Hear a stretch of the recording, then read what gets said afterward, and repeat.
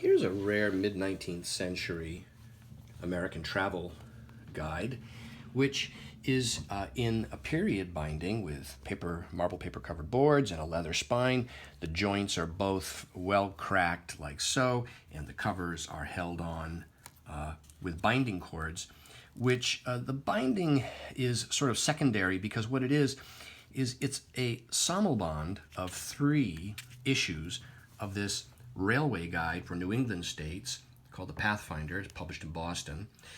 And it's got this volume here has April, May, and June, 3 monthly issues each, very scarce.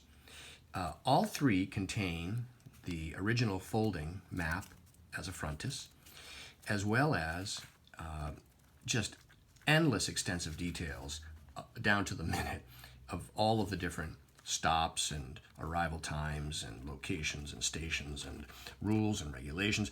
Then there's these really wonderful woodcut ads here. Here is, for instance, steamship sailing for San Francisco, right here, clipper ships. And like this one, look at this daguerreotype artist. Look at that, right? That's great. Yep.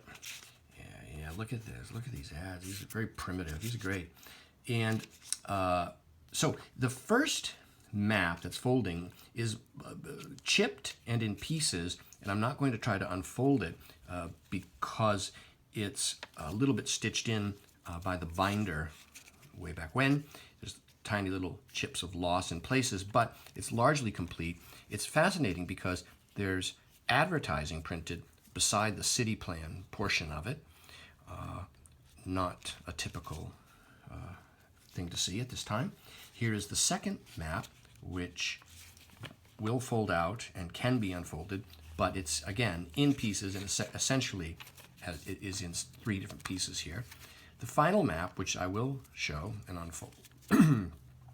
unfold here, is this one. It has a tear down the middle, but we see it's this fascinating reverse printing, which is not commonly seen. It's engraved by Hitchcock in Boston.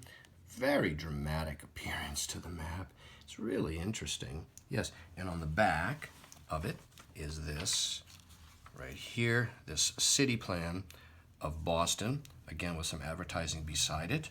The ads that we see printed here, I believe, vary on each of the maps, which is an interesting observation because it means that each month when they printed the map, they would change the typesetting around it.